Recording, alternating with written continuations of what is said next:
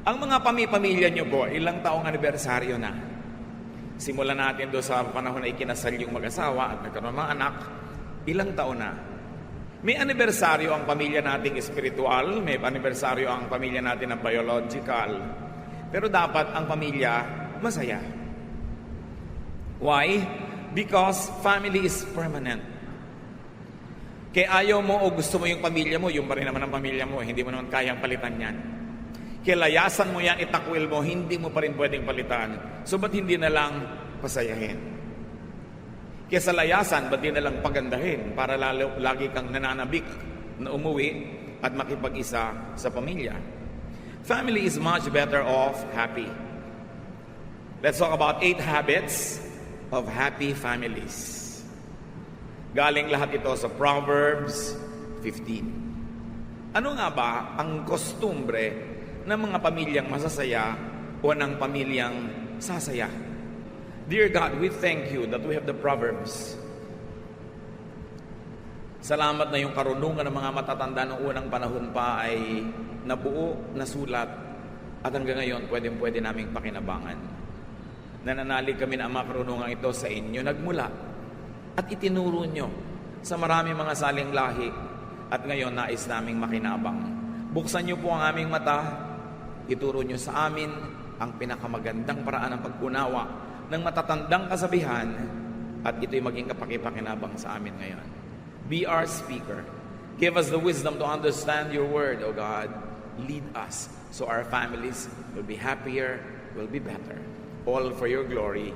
And we pray in the name of Jesus our Lord. Amen. Proverbs 15, I'll be reading from the Contemporary English Version. A kind answer soothes angry feelings, but harsh words stir them up. Kind words are good medicine, but deceitful words can really hurt. In happy families, members speak kindly and truthfully to one another. Kung tayo ay polite sa mga strangers, kung tayo ay may nire-reserbang good manners, good words sa mga boss sa opisina, sa mga customers ng ating negosyo, higit lalo dapat pinakamagaganda yung salita na binibitiwan sa mga miyembro ng pamilya. Kasi yung customer, pwede namang maputol ang relasyon nyo. Yung mga boss mo, mag-resign ka lang, hindi mo na boss yan, pero ang pamilya mo, pamilya forever. Kaya dapat maganda ang salita. Mabait. Hindi nakakagalit. Hindi nakakapagpalabas ng kabangisan ng kapwa, kundi nakakapagpalabas ng kanyang kabaitan. We are polite. If you have to have a happy family, and if you already are happy, and you want to be happier, improve every day on this department. Politeness. Kagandahang asal. Proverbs 15:5, don't be a fool and disobey your parents. Be smart. Accept correction. In happy families, the children are wise to obey and accept discipline from their parents. Young people today might be tempted to think that they know better than their parents. At some points, they probably can be better informed. They can be more knowledgeable, but there is no way that they can be wiser. Wiser comes with age. It comes with experience. It comes with a lot of time. Kaya kung minsan, akala ng mga kabataan ngayon, kabalibahas at marami silang access to knowledge, to technology, that they no longer need their parents' advice and discipline. But no. Experience, age, and very especially love makes for excellent guides and life mentors.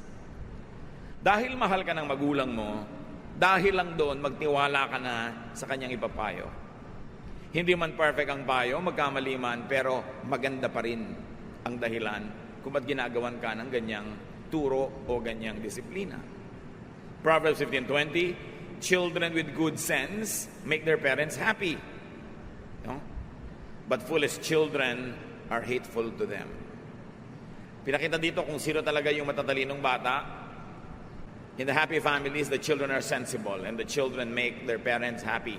Gaano karami sa mga anak ngayon na ambisyon nyo every day to make your parents happy? At sabi sa Biblia, ang matalinong anak, pinapasaya niya ang kanyang magulang. How much is this a part of a son's or a daughter's daily objective?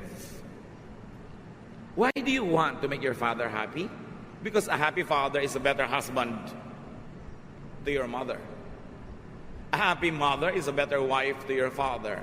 And a happy couple will lead the family into greater happiness. Meron tayong ministry sa isa't isa. Hindi lang tungkulin ng magulang na pasayahin ang anak. Tungkulin din ng anak na pasayahin ang magulang. And when everybody is happy or happier, we create a home that we long to go back to all the time. Masaya yung atmosphere. Pinananabik ang uwian, hindi pinagmamadali ang layasan. Of course, in happy families, parents lead and discipline their children. And the parents are united and consistent. How can parents lead and discipline their children effectively? When their children allow and encourage their parents to do so. Dapat ang body language ng anak, sinasabi sa magulang, pwede nyo po akong pagalitan pag mali ako. Pwede nyo akong paluin, iba't ibang degree, depende sa edad, kung ano ang aking pagkakamali.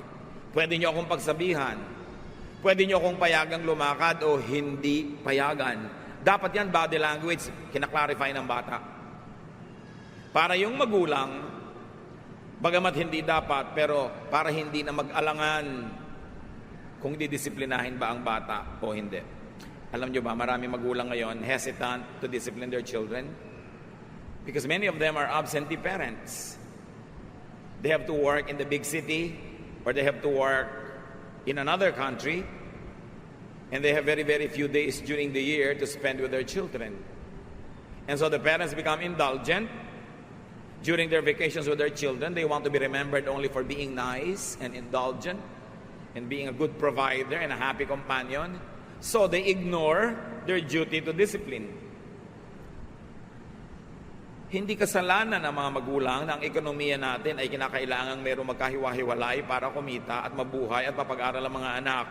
Pero mga anak, hindi kasalanan ng mga magulang nyo na wala sila sa inyong presence. Kaya nga sila wala para kayo buhayin. So don't make them feel guilty for not being there in your graduation kasi wala ka naman pang-enroll kung hindi siya nag-abroad. Don't make them feel guilty na wala siya sa bawat birthday nyo o ganitong okasyon. Hindi niya gustong wala siya doon. Nauobliga lang siya at mahihirap din sa kanyang loob na wala siya.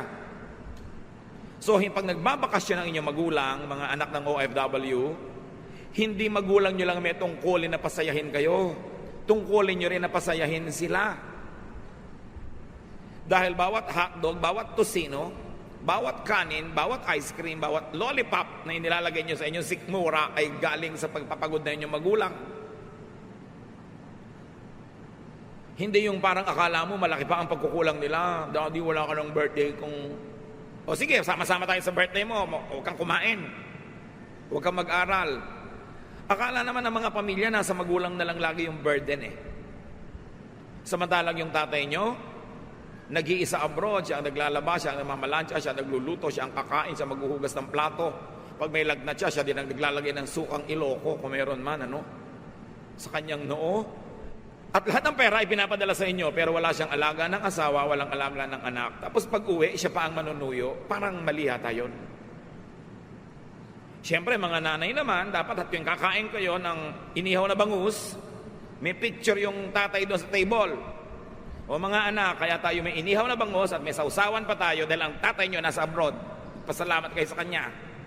Pag uwi niya dito, kung pinapagalitan kayo dahil mali ang behavior nyo, tanggapin nyo dahil aman nyo siya. Hindi yung nanay, kamping-kampi sa anak. Pag uwi ng tatay, magkakampi yung mag-iina, parang outsider si tatay. It's unfair. Dapat may pananagutan sa bawat isa. So kahit na hindi kayo lagi nagkikita, pag may nakita ang tatay na maling behavior, dapat hindi siya mangingimingi tama ka kasi duty ng tatay yun Marami pong nagpapadala sa akin ng tanong, lalo sa Facebook. Yung mga anak ko, naglalakihan na, nagrereklamo po yung wife ko, hindi na daw niya madisiplina. Uuwi na po ba ako? Abi, alam nga naman, hindi ka pa umuwi. Pag uwi mo, may sungay na yung mga anak mo, may kaliskis, may buntot. Wala, kunwari lang, may anak ka, pero malayo na yung loob sa'yo. Parang wala ka na rin anak nun. Isang tricycle pa lang po ang aming naipupundar.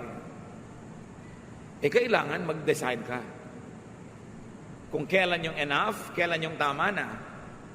Siguro pag nag-abroad ang tao, the first 3 to 5 years, need. But if it's already overly long, greed na yon. Ayaw nang tumigil.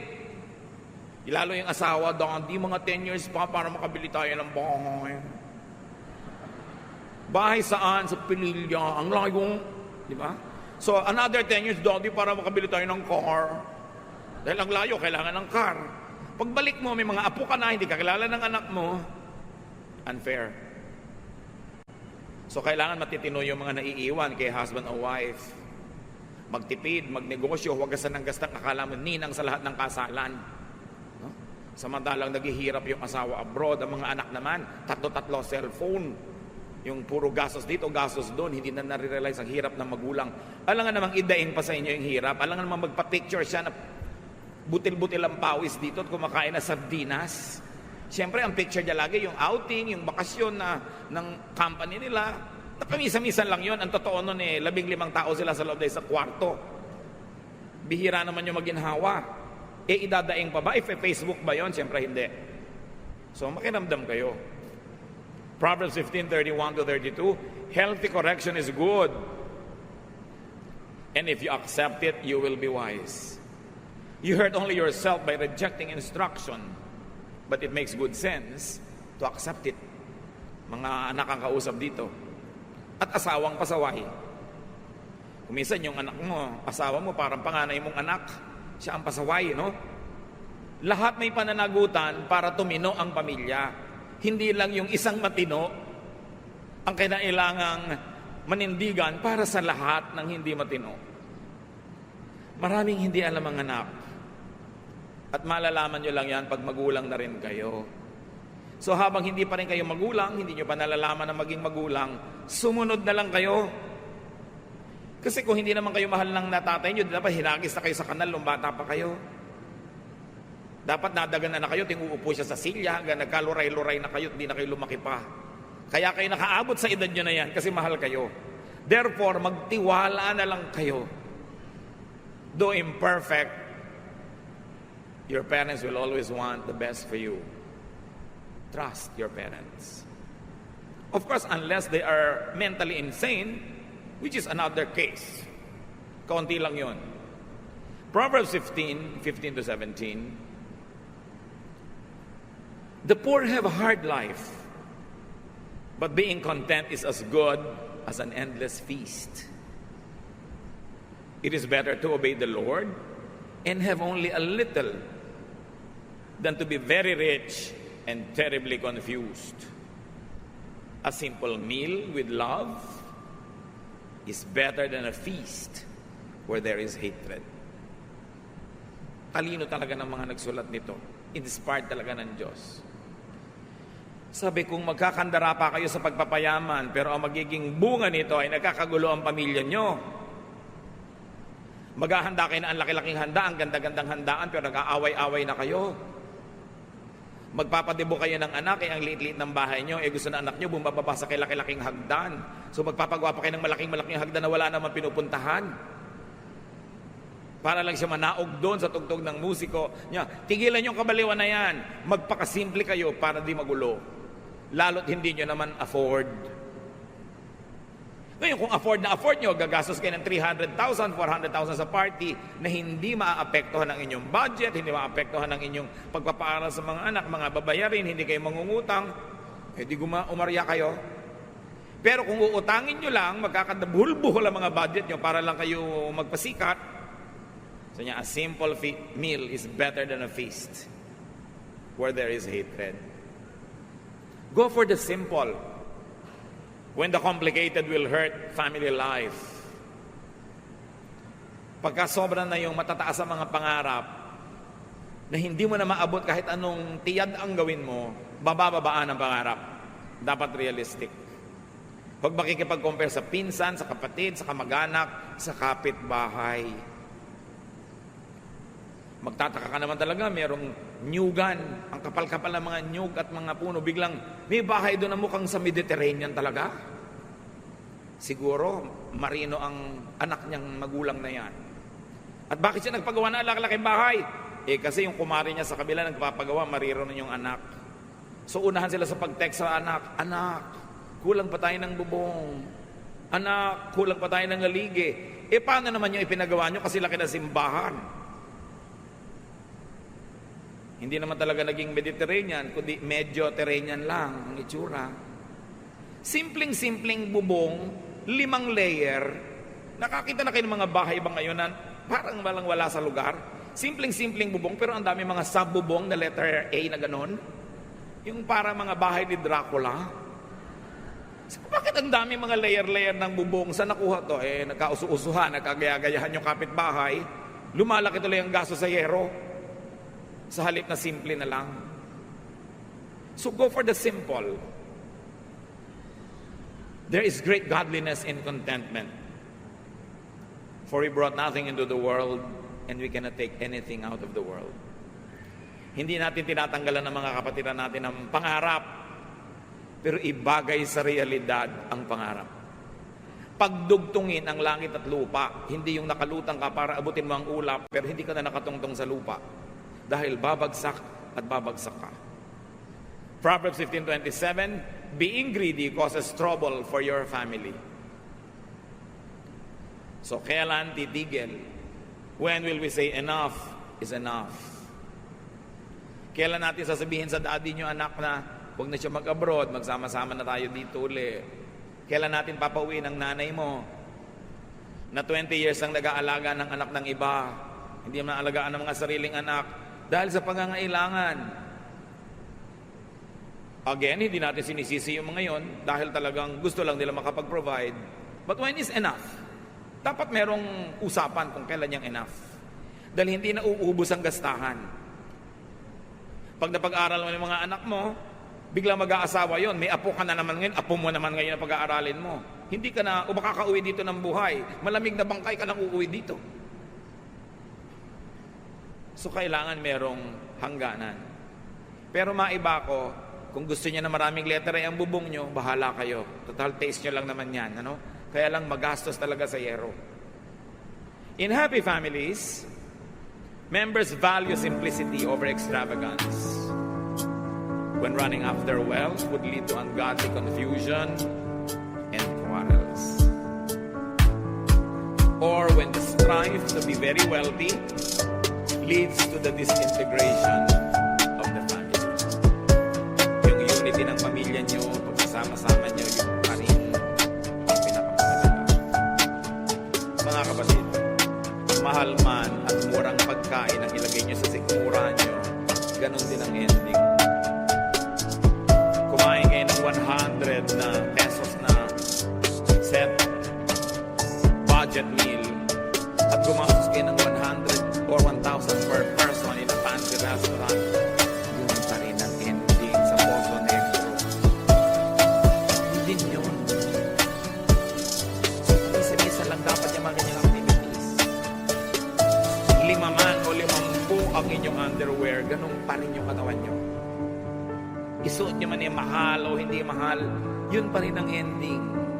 So, ibagay natin sa ating mga kakayanan para hindi sobrang mabigatan yung naghahanap buhay. Proverbs 15:18,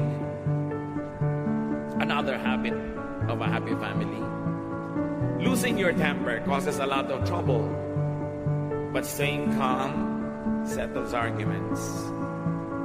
In happy families, members keep calm in potentially explosive situations.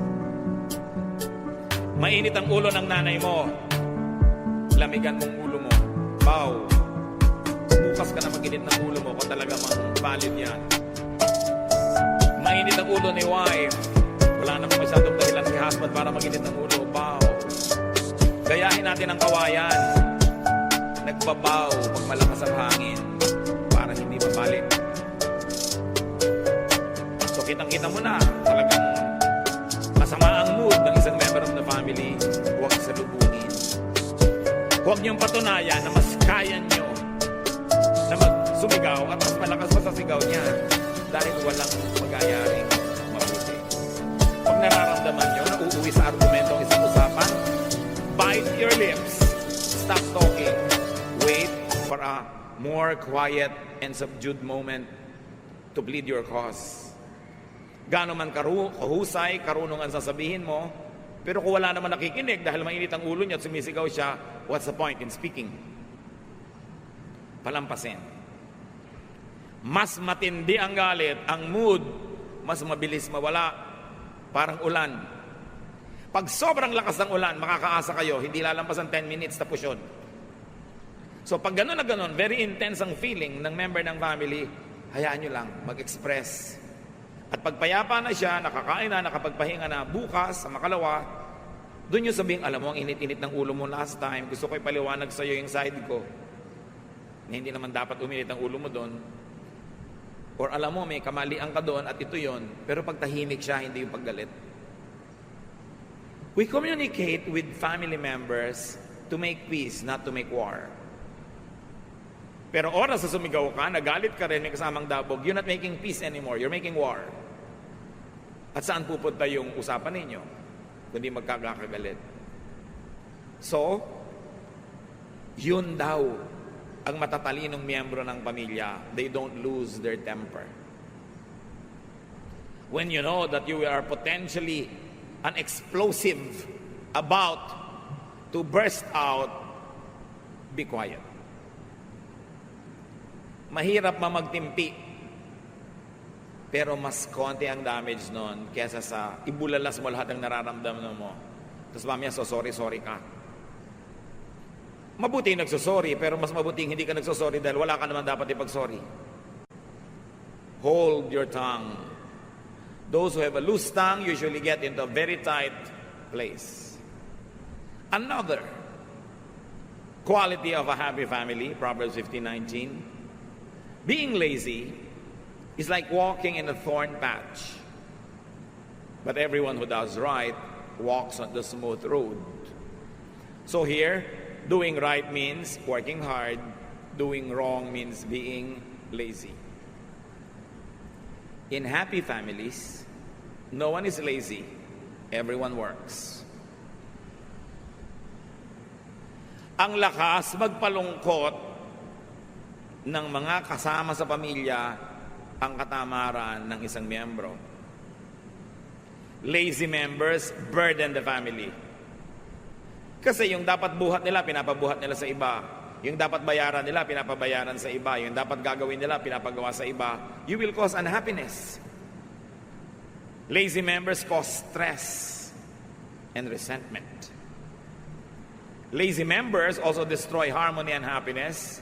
And very often, lazy members of the family self-destruct. Kalbaryo ang may anak na batugan, mas kalbaryo ang magkapag-asawa ng batugan. Mga babae, kahit ang ganda-ganda ng dibdib niya na may bicep, pag tamad, burahin niyo sa listahan niyo. Ilang araw lang kayo magagandahan sa korte niya, mamaya inis na ang mararamdaman niyo buong buhay, pagbatugan, pagtamad. Kaya mga nanay, huwag niyong konsentihin ang mga tamad niyong anak. Kasi ite-turn over niyo sila sa mga papangasawa, walang kakwenta-kwentang tao, kawawa yung mga papangasawa. Yung mga tamad na ayaw magtrabaho pero gusto maganda yung cellphone. Mga walang ginagawa kundi magparami ng damit, hindi naman marunong maglaba. Kain ng kain, hindi naman marunong magligpit ng plato o magluto. Sa family lahat natitrain yan. At madalas, hindi lagi pero madalas, behind a very tamad na anak ay isang konsentidorang nanay. Yung tamad na lalaking ganon, napangasawa mo ang tamad pala, kadalasan yung biyenan mo ang may kagagawan niyan kasi binaybi si tamad. Alam niyo bang magulang lang nakakapagtiyaga sa tamad? Pero ang asawa hindi. Kung akala nyo na pagtsatsagaan kayo ng asawa nyo dahil ang tamad nyo, nagpa-private message na sa akin, tinatanong kung lalayasan na kayo. Pinipigil-pigil ko pa lang, ano? Baka akala nyo magtitiis yung mga babaeng yan forever, ha? Hindi kayo nakakaramdam. May himagsik ang bigla na lang sisiklab. Don't be too sure. Pagka wala kang ikino-contribute sa inyong family income, ikaw pa yung gastos at nambababae ka pa. Kadalasan, magkakasama sa isang tao yun. Huwag kang pa kasi sigurong pagtsatsagaan ka ng asawa mo forever. Proverbs 15:20-23. Without good advice, everything goes wrong. It takes careful planning for things to go right. Giving the right answer at the right time makes everyone happy. So another habit of a good family, good advice is given and taken. Ang mga pamilyang masasaya, nakikinig sa payo ng isa't isa o payo ng outsider na nakakatulong sa pamilya, at sila man sinisikap magbigay ng magandang payo sa isa't isa. At paano nyo nagagawa yon? Pinapatalino mo ang sarili mo para pag may nagtanong na family member, makasagot kang tama. Hindi yung inay, ano po kaya ang gagawin ko sa asawa ko? Ewan ko sa'yo, buhay niya yan. Hindi ganun. Dapat nakakapagbigay ka ng matalinong advice. Kaya kailangan pinag-aaralan mo ang buhay. Pinag-aaralan mo ang salita ng Diyos. Nag-o-observe ka para pagkailangan ng katalinuhan.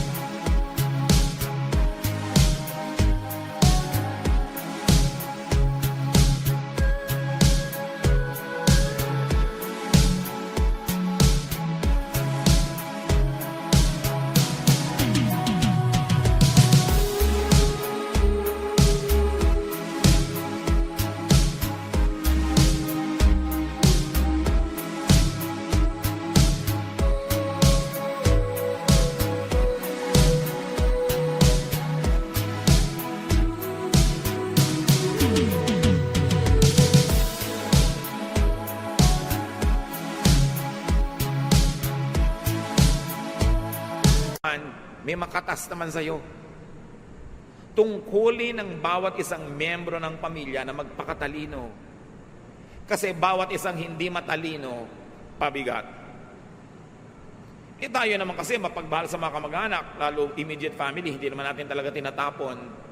Anong ginagawa natin? Pinagtsatsagaan nating pasanin. Hirap na hirap ka, pero pinagtsatsagaan mo, ito ba ang gusto natin ibigay sa kapwa natin sa pamilya na mahirapan dahil sa atin? Dapat nahihirapan lang sa atin dahil sobra ka pang bata o sobra ka ng matanda kaya hindi mo na maalagaan ang sarili mo. Pero pag nasa gitna ka nun at malusog ka naman, hindi ka dapat problema, hindi ka dapat pasanin. Kasama ka sa lumulutas ng suliranin, hindi ikaw ang suliranin. This is what godliness is all about. So in happy families, that's what happens. Good advice is given and taken. And their diligent search for wise advice produces happiness. Pagka nalulutas sa mga suliranin, lumiliwanag ang madilim, tumutuwid ang liko, ang kasunod nun, kasiyahan, kapahingahan. Proverbs 15:24-25. All who are wise follow a road that leads upward to life and away from death. The Lord destroys the homes of those who are proud. So in happy families, humility is prized and practiced. Hindi masaya ang pamilya na mayayabang ang miyembro. Pataasan, payabangan, patigasan ng loob, patagalang hindi kikibo. Hindi sasaya ang ganong pamilya. Ang sumasayang pamilya, yung una-unahan sa pagpapakumbaba. Pag may mali, una-unahan sa pagsusori. Pagka nagtampo, una-unahan sa pagkalimot ng tampo para ma-restore ang relationship. Ganon ang kasiyahan. Hindi yung gustong-gusto mo nang kausapin yung kapatid mo, pero mauna siya.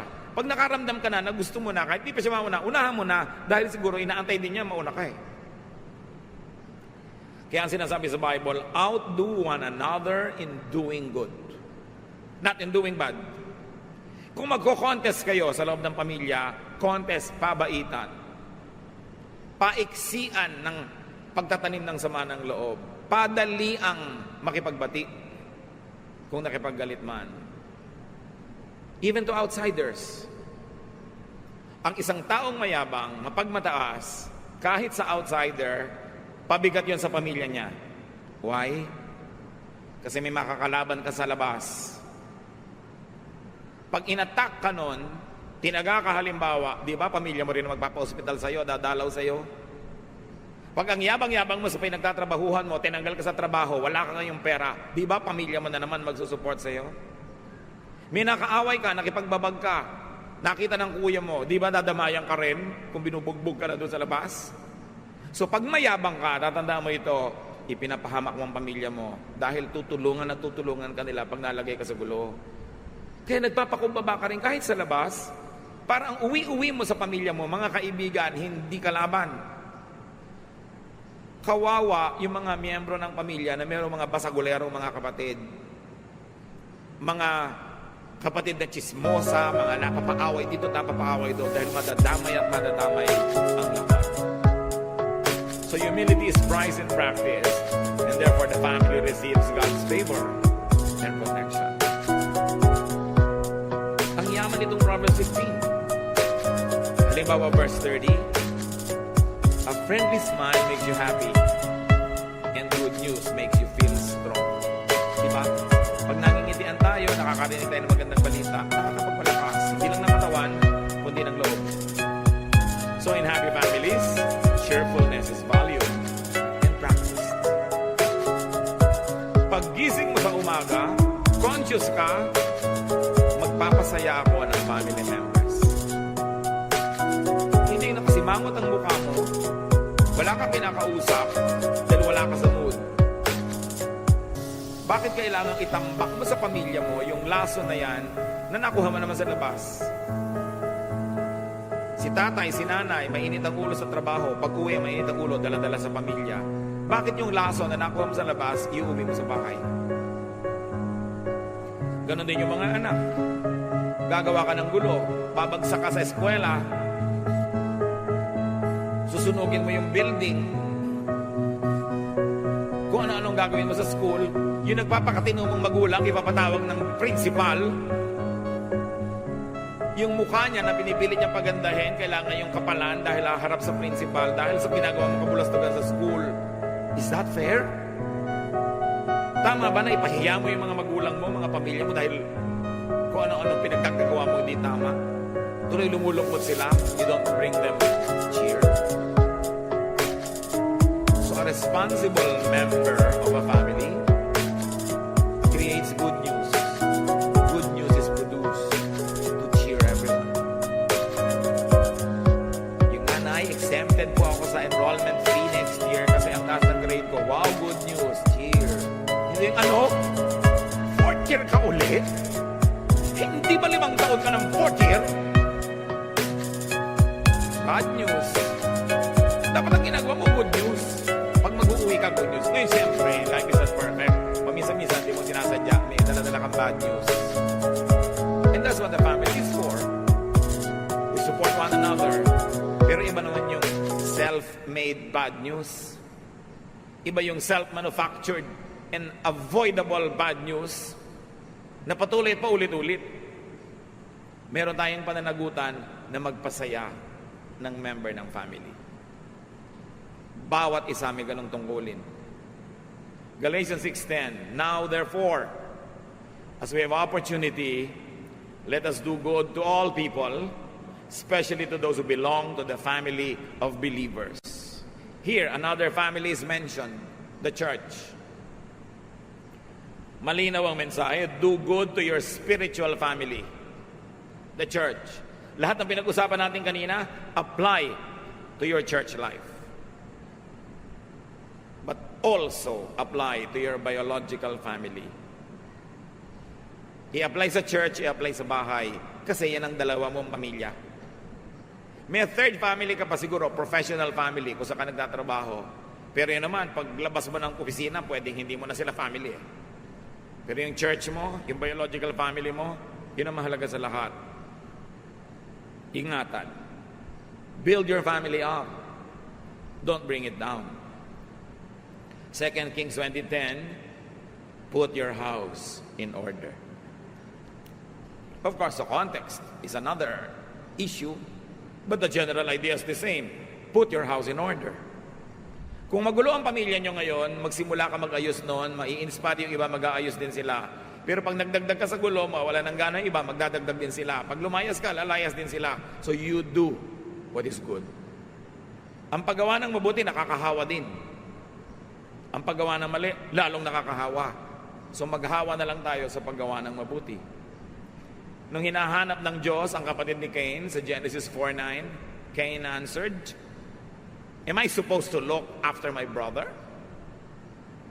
Of course, yes. Yun ang expected answer. So you want a happy family? Do your part. Do your part. Hindi ka lang pwedeng recipient. Dapat giver ka rin. And then get your share. That's your reward for doing your part. So examine your contribution to your family. Kung may mga family members na kailangan na natin patawarin dahil sa marami na nilang mga error, patawarin na natin para magsimula uli. Reset the reading.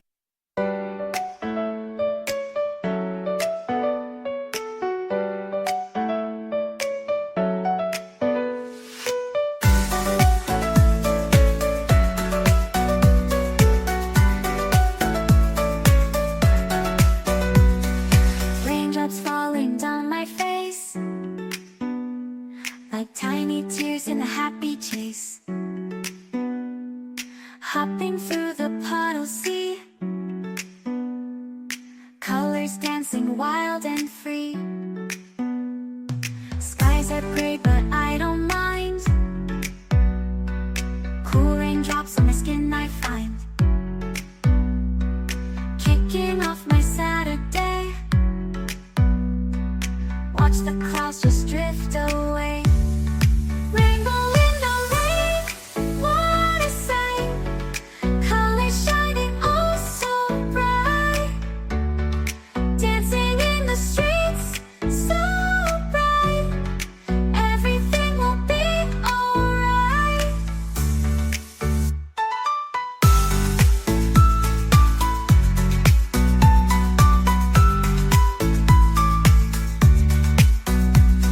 Umbrella spinning, twirling round,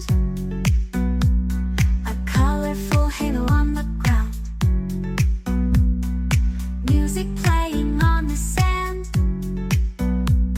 skipping beats, the heart will sway. Feel the world come out to play. Lightning cracks, but don't you fear. Magic shines when skies are clear.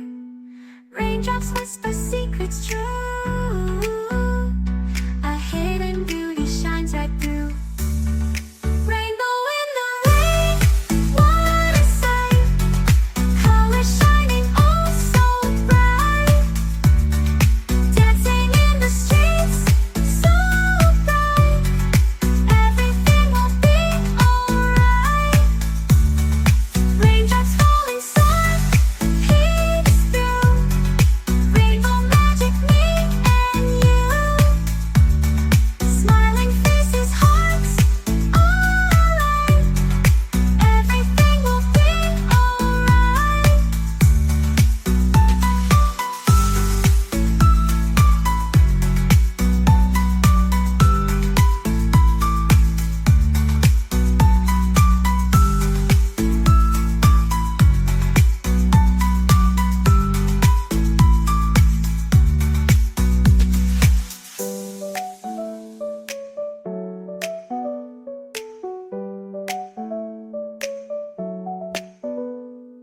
Raindrops falling, sun peeks through.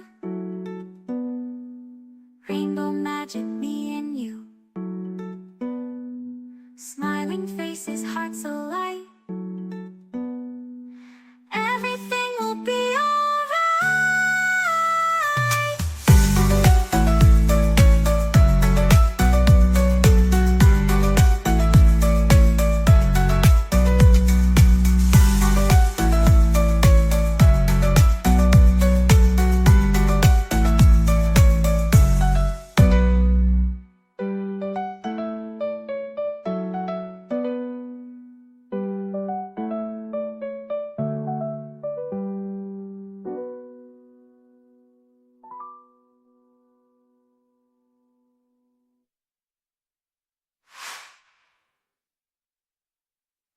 to zero. Huwag sa negative. Kung may na-realize tayong dapat natin gawin, gawin. Na-realize na dapat tigilan gawin, tigilan. Because we all want a happy family. Kahit yung family mo, yung binuo mo lang na pamilya dahil wala ka ng biological family inabutan, ulila ka o kung ano man yun, kung ano yung pamilya mo ngayon, di yun ang pamilya mo, the same things apply. Do your part. Obey God. Lumagay sa lugar at magkakaroon tayo ng mas masayang buhay. Panginoon naming Diyos, gustong-gusto ng bawat isa na magkaroon ng masayang pamilya. So turuan mo kami kung paano kami kikilos para maging positive influence kami sa buong family. Kung kami may mga kapintasan na ngayon ay natamaan ng liwanag, salamat at napansin namin para ituwid. At kung may nakita kami, pwede pa namin idagdag, Lord, na contribution. Empower us so we can be agents of peace, agents of goodness and godliness, agents of your Son, Jesus. Pagbulay-bulayan natin ang mga kapatid dito, pag-isipan, at nawa lahat tayo magkaroon pa ng higit lalong masayang pamilya. Mas buo, mas makabuluhan, at mas nasasandalan ng isa't isa. Dear Lord, as we ponder Proverbs, teach us to do our part.